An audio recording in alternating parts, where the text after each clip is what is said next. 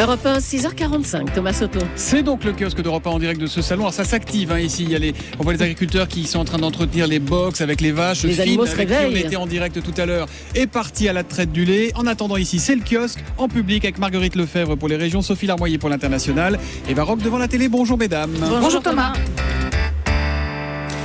Mais qu'est-ce qu'il fait celui-là? C'est ce que se dira sans doute François Fillon en découvrant certaines unes dans la presse ce matin. Ainsi aujourd'hui en France, qui affiche une grande photo d'Alain Juppé et qui titre « Juppé se prépare ». Selon le journal, le maire de Bordeaux pourrait même se déclarer d'ici à dimanche. Dans la même veine, vous trouverez la une de l'Opinion. L'opération Juppé est lancée. Sur son dessin de une, CAC rejoue le couac des Oscars. François Fillon tient bien la statuette en main. Mais on voit que sur l'enveloppe tenue par Warren Beatty, c'est le nom d'Alain Juppé qui est écrit. Il y a encore la une du Monde. Fillon face aux défections à droite dans cette campagne atypique qui ferait passer la pourtant impitoyable série politique américaine House of Cards pour un aimable épisode de La Petite Maison dans la Prairie. Il y a une autre star aujourd'hui, c'est Emmanuel Macron. Lui, il fait la une de Libération, ni de droite ni de gauche, bien au contraire, mais aussi celle des Échos qui passe son projet au crible, celle de La Croix, la réforme selon Emmanuel Macron, ou encore du Figaro. Macron dévoile son projet en marche à tout petit pas. Chez les macronistes, certains au passage semblent s'emballer, ça c'est aujourd'hui, qui cite un ami du candidat. Fillon va leur dire, je vous emmerde, c'est moi qui ai le fric, ce n'est plus un boulevard pour nous, c'est les Champs-Élysées. Voilà donc pour la basse-cour politique.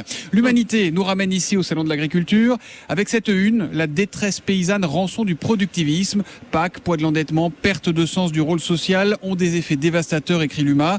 La photo choisie en une pour illustrer le sujet, une banderole dans une manifestation, vaut tous les éditoriaux. Il y est inscrit un suicide de paysans tous les 2 jours. Sujet que vous retrouvez aussi traité dans 20 minutes. 20 minutes qui choisit toutefois de parler d'un autre salon. C'est le mondial du tatouage avec ce titre Tatou pour plaire. Non, Julie, ne regardez pas comme ça. Je ne vous demanderai pas de nous montrer vos tatouages. J'en ai pas. 3-1 dans la... C'est pas ce qui se dit. 3-1 dans la presse quotidienne régionale avec vous, Marguerite Lefebvre. Affaire Troadec, la 308 doit parler. C'est la une de Presse Océan qui revient ce matin sur la découverte des enquêteurs. Hier à Saint-Nazaire, ils ont retrouvé la voiture du fils Troadec, disparu depuis 2 semaines avec ses parents et sa sœur. La police espère y trouver de précieux indices. Michel Polnareff fait la une de la Provence. Et oui, il attaque son producteur en justice pour diffamation. Il y a quelques mois, le chanteur a annulé une série de concerts. Il se disait souffrant. Fausse excuse, avait annoncé son producteur. Il avait pris la parole dans les médias. Et puisqu'on parle ici de presse régionale, sachez que l'un des plus vieux journaux de France va renaître. Dans le Tarn, la Montagne Noire va de nouveau se retrouver dans les kiosques grâce à une équipe de bénévoles, dont nos amis Wendy Bouchard et Laurent Cabrol. La Montagne Noire qui est née en 1914. L'histoire du jour nous ramène aux valeurs authentiques qui sont prisées ici au Salon de l'Agriculture, Marguerite. Mais c'est pas le cas partout, visiblement. Non, et c'est le pauvre Yoni Saada qui visiblement a fauté. Le chef cuisinier révélé par l'émission Top Chef est revenu sur M6 avant-hier. Un passage à la télé qui, nous dit Nice Matin, lui a attiré les foudres de nombreux internautes niçois et peut-être des Varrocs. Dans quelques secondes, Yoni Saada a voulu se lancer dans la confection d'un pan bagna. Jamais. Alors je vous pose la question, on met quoi dans un pan bagna? On met du pan.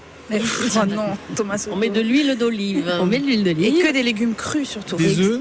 On met du pain, de la tomate, des anchois, des œufs, du thon, du basilic. Alors, au début, le jeune chef avait plutôt bien commencé, jusqu'au drame.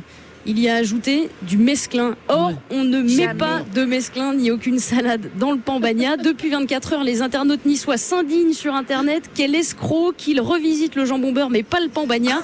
Alors Nice Matin donne la recette exacte sur son site internet pour éviter de commettre une erreur pareille. Le pan bagna, ça peut être une extase ou un drame. Quand c'est bon, c'est magnifique, mais alors quand c'est pas bon, c'est un cauchemar. Il faut aller le manger sur la promenade des Anglais et vous verrez, c'est une extase. Et Baroque qui vous donne des conseils de cuisine. Un jour, allez manger chez elle, vous comprendrez qu'elle ne sait pas de quoi elle parle. La une de la presse étrangère ce matin, une enquête de la chaîne d'info continue britannique Sky News, Sophie Larmoyer, qui nous pousse à regarder nos smartphones un peu différemment. Oui, car toutes nos batteries de téléphone, mais aussi de tablettes et puis les batteries de voiture contiennent un minerai qui s'appelle le cobalt. Et Sky News nous prévient d'emblée qu'il y a des chances que celui de nos smartphones vienne de RDC, la République démocratique du Congo, puisqu'environ 60% de ce minerai est extrait dans cet immense pays d'Afrique centrale dont le sous-sol est richissime en cobalt notamment et la population pauvrissime. Bon, alors la RDC a du cobalt, les grandes firmes électroniques en achètent parce qu'elles en ont besoin. Qu'est-ce qui ne va pas ? Ce qui ne va pas du tout, ce sont les filières d'extraction du cobalt qui en l'occurrence se fichent totalement de faire travailler des enfants, qui plus est dans des conditions qui s'apparentent à de l'esclavage.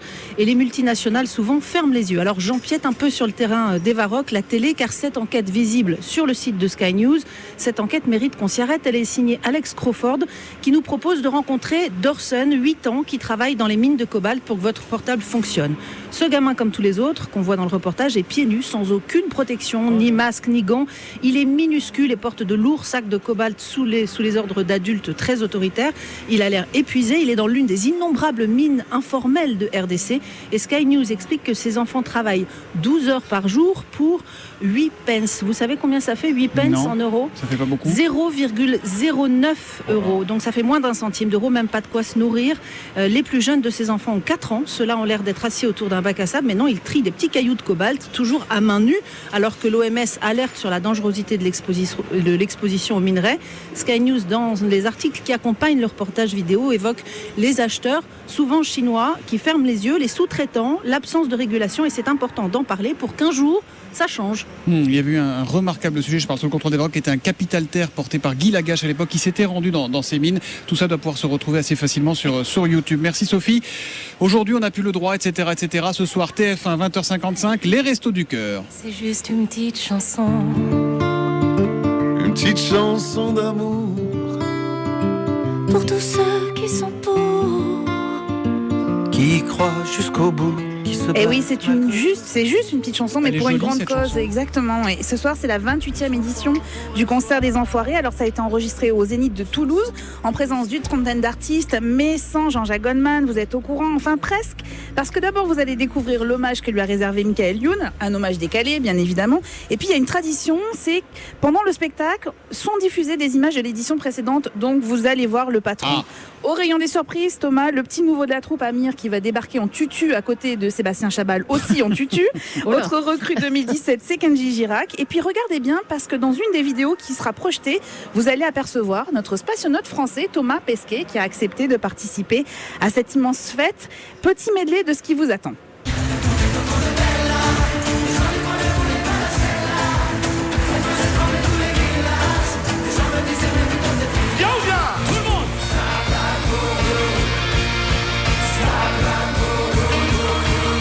T'es grand malade, hein.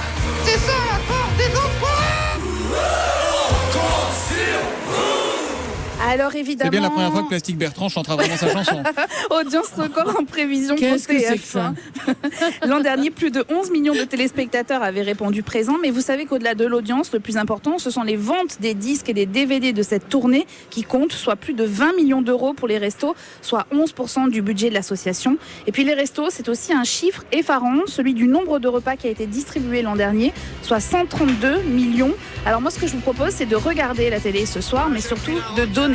Voilà. Qui n'ont plus rien, sans idéologie, discours ou baratin. On vous promettra pas les toujours du grand soir, mais juste pour l'hiver, à manger et à boire. À tous les Et il y aura aussi Nicolas Canteloup ce soir dans l'émission Les Exactement. Restos du Cœur sur TF1 à 20h55. Plastique Bertrand, c'est juste, c'était pas lui qui avait chanté, c'était pas sa vraie voix. Ouais, non, c'est ça- ce qu'on a dit. Ouais, c'est À une légende. vérifier. Oh, on vérifiera. Le Il a vrai fait de faux. la scène Ça tombe après, bien. hein. Le vrai faux, il arrive tout de suite. C'est avec Géraldine Ah ben Bosner voilà. sur Europe 1. Tout de suite.